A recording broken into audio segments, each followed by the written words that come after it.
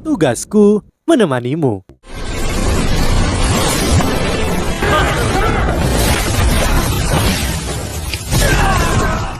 Hai sahabat palsu, kembali bersama Miminata di sini. Mimin kali ini akan membawakan alur cerita Donghua Battlefield Haven Season 5 episode 148. Di episode sebelumnya, setelah Shoyan berhasil membantu Xian menangani masalah asal buah naga Phoenix, serta setelah situasi klan naga lebih damai, ia melakukan kultivasi di kolam guntur. Bukan hanya kultivasinya meningkat, tapi seluruh bonekanya mengalami peningkatan kekuatan. Namun kakek tua bermargamang mengacaukan kebahagiaannya hingga ia dikejar-kejar guntur hitam yang mematikan. Setelah semuanya baik-baik saja, Shoyan dan Qinglin akhirnya kembali ke pavilion bintang jatuh. Sebelum masuk ke dalam cerita, Mimin ingatkan jangan lupa like, comment, and subscribe. Tanpa berlama-lama, Battlefield Haven Season kelima episode 148. Mari kita mulai.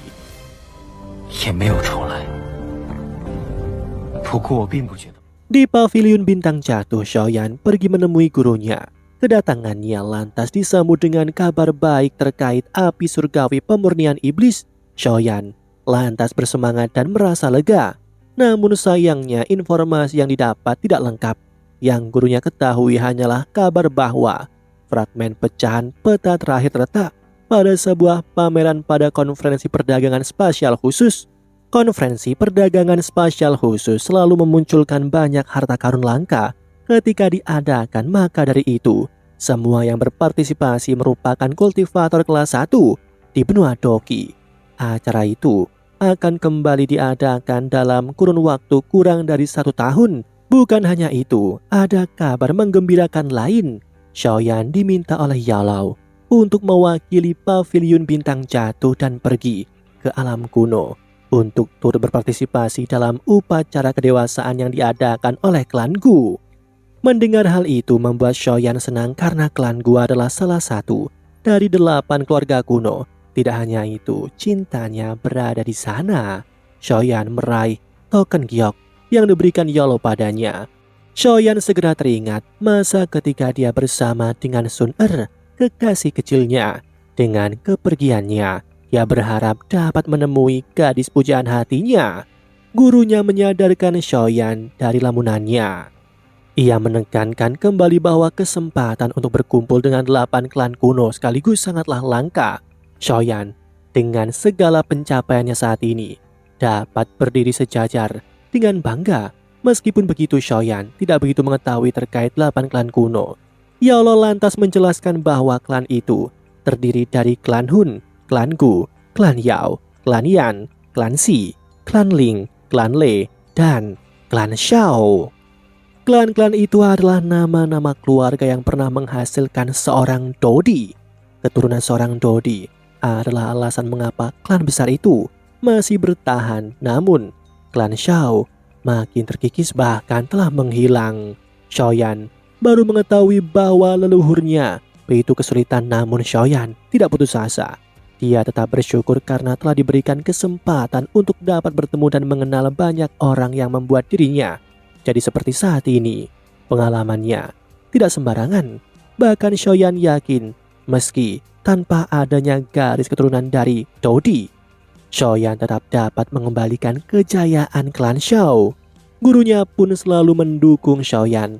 Keduanya memang layak disebut guru dan murid. Ada satu fakta baru yang mengejutkan Shoyan. Gurunya ternyata juga berasal dari salah satu klan kuno, yaitu klan Yao. Namun sayangnya dia merupakan anggota klan yang dibuang. Dan nanti di saat yang tepat Yalou akan menceritakan segalanya.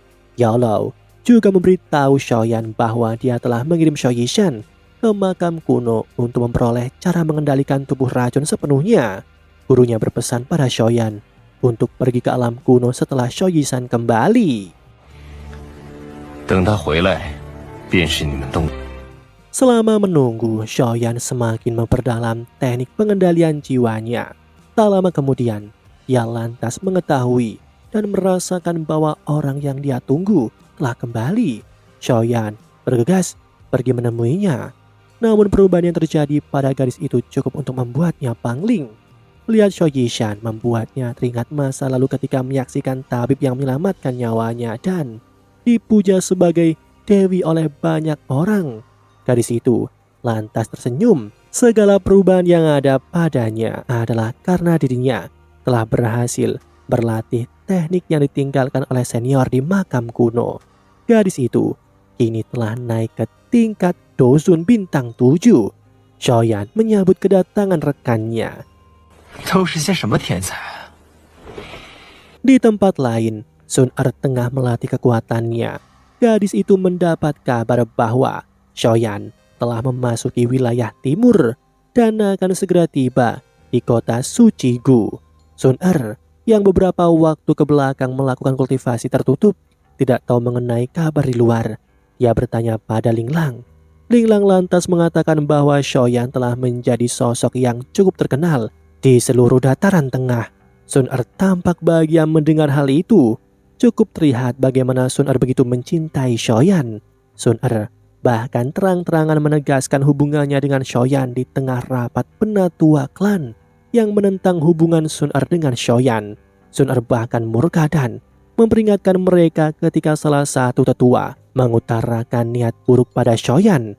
Sun Er sangat yakin Shoyan dapat membuktikan kekuatannya. Di tempat lain, Shoyan dan rombongannya hampir sampai di tujuan. Dengan ketiga rekannya, Shoyan telah sampai di tempat di mana penghalang energi klan Gu terpasang. Untuk bisa melewati penghalang itu, mereka harus memiliki token giok. Shoyan dan tiga rekannya maju mendekat pada penghalang. Shoyan mencoba menyentuh penghalang itu dan langsung terpental ke belakang. Dia merasakan tekanan jiwa yang sangat mengerikan. Hal itu bahkan disebabkan karena kota Suci Gu dibangun oleh leluhur dari Dodi klan Gu. Tirai cahaya pelindung yang menghalangi jalan mereka adalah penghalang yang mengandung jejak kekuatan dari seorang Dodi itu sendiri. Tidak ada siapapun yang bisa masuk tanpa undangan dari klan Gu. Dengan menempelkan undangan dari klan Gu, Shoyan dan rekan-rekannya berhasil melewati penghalang itu. Malam itu di kota Gu, Lin Kuan yang sedang berjaga melihat Shoyan dan rekan-rekannya memasuki wilayah yang ia jaga. Segera ia murka dan mengerahkan para pengawal untuk mengepung keempat orang itu. Lin Kuan mengomando prajuritnya untuk menahan Shoyan, namun Shoyan dengan satu hentakan kakinya, para prajurit segera dikirim mundur. Ia lantas menunjukkan undangan dari klan Gu yang diberikan kepada pavilion bintang jatuh. Lin Kuan tampak tidak peduli dan meremehkan undangan dari klan Gu. Pengawalnya kembali dikerahkan untuk menangkap Shoyan dan rombongannya, namun Shoyan dapat menanganinya dengan mudah. Bahkan Lin Kuan yang maju juga dipukul mundur dengan mudah. Shoyan kembali mengambil undangannya. Melihat pemimpinnya jatuh membuat para pengawal gentar. Shoyan memperingatkan Lin Kuan untuk tidak bertindak bodoh. Lin Kuan hendak maju untuk membalas, namun kedatangan komandan kelima membuatnya mengurungkan niat dan menyambutnya. Komandan kelima bertanya apa yang terjadi dan Lin Kuan mengatakan bahwa identitas orang yang ada di depannya sangat mencurigakan. Bukannya berpihak pada Lin Kuan, komandan kelima mendidik Lin Kuan kembali bahwa siapapun yang berhasil melewati penghalang untuk sampai di sini sudah tentu memiliki undangan dari klan Gu. Komandan kelima menegaskan bahwa Shoyan dan rombongannya adalah tamu yang diundang oleh klan Gu. Tindakan Lin Kuan yang menahan Shoyan cukup memperburuk citra klan mereka.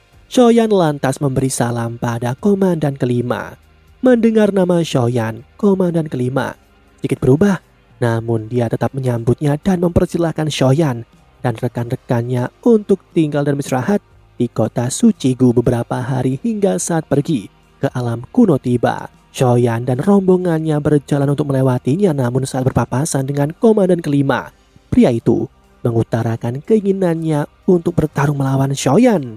Komandan kelima merasa penasaran dengan kemampuan yang selalu diceritakan oleh tuan putri mereka, Sun Er.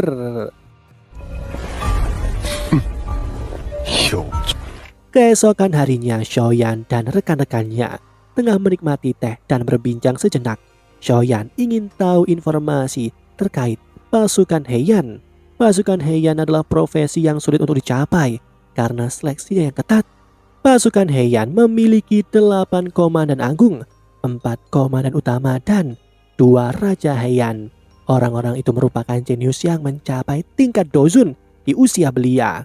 Xiaoyan teralihkan ketika dia diberitahu adakah kabar tentang Sun Er yang telah menimbulkan keributan dalam klan Gu demi Xiaoyan.